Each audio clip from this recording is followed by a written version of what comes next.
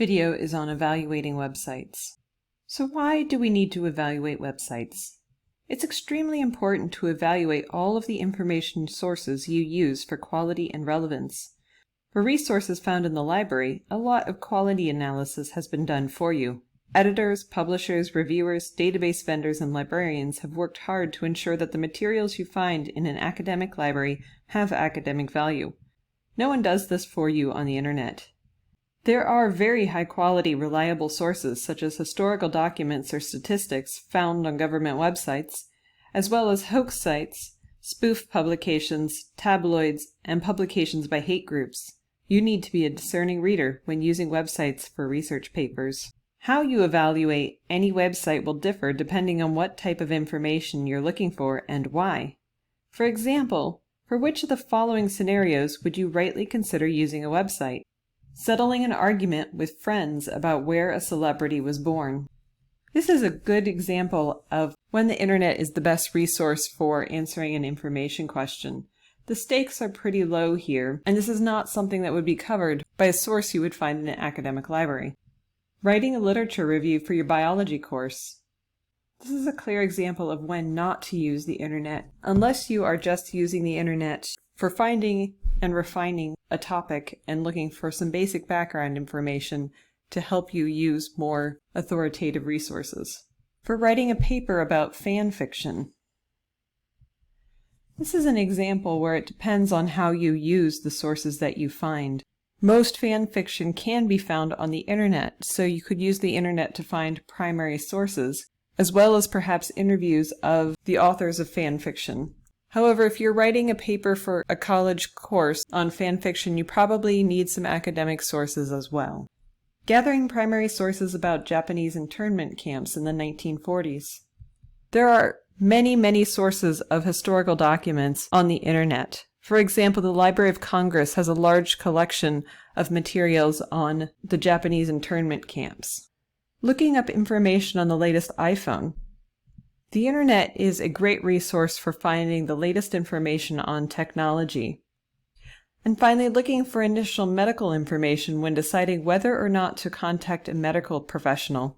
While we should not rely on the internet for medical advice, the internet can be useful whether or not we need to seek medical attention. When in doubt, certainly call your doctor's office. Did any of these answers surprise you? Websites are frequently evaluated for quality based on currency, reliability, authority, accuracy, and purpose, otherwise known as CRAP. These are useful guidelines but should not be used as a checklist, and you must always analyze each of these through the lens of your own information need. Let's look at each of these. The importance of currency will depend greatly on what information you are looking for and what you plan to do with such information. Government and museums host many digitized versions of historical documents and works of art, and it doesn't matter that the original items may be hundreds of years old. On the other hand, outdated online newspaper articles on more current topics and events may omit important events that are related to your information need. Additionally, currency may provide you with some clue as to the authority of the author and publisher. There are numerous sites that have not been updated in many years and contain many dead links. Most reputable sites will update their pages and fix links that no longer work, so be aware of sites that look neglected. Relevance. Just like any type of resource, websites must be evaluated for relevance. Ask yourself the following questions. 1. Does the source help you answer your research question? 2. Who is the source's intended audience? Is the answer compatible with your assignment? 3. Is it current enough to help answer your research question? 4. Who is the author or sponsor, and what agenda do they have? Is the answer compatible with your assignment? You can find the most authoritative, credible resource on the internet, and it will be useless to you if it is not relevant to your research question. Take a moment to reflect in writing how any given website will help you develop an answer to your research question, then evaluate your reason for using the site before proceeding. Authority. It is important to consider a website's authorship or sponsorship. Is the author listed? It is very common for websites to not list authors. If the name is given, who are they? Can you find evidence of their credibility? Whether or not an individual author's name is given, it should be clear who the site's sponsor is, whether it's the American Cancer Society, the Census Bureau, Ford Motor Company, an environmentalist organization, or a hate group.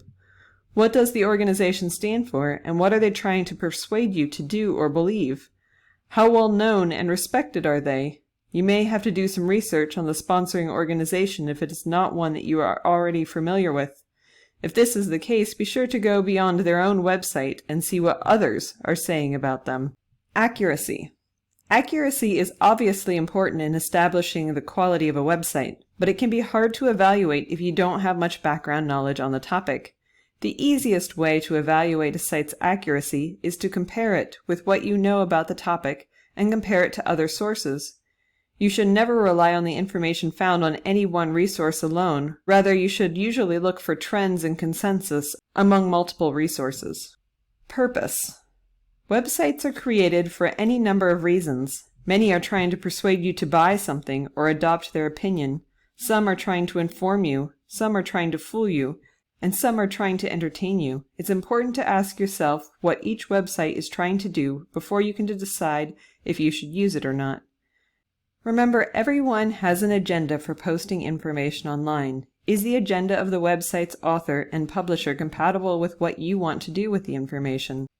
So these are some introductory considerations on evaluating websites.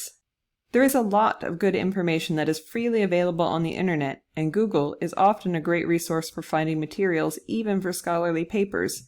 But it is not always the best search tool, and anything that you find needs to be carefully evaluated for quality and appropriateness to the information need.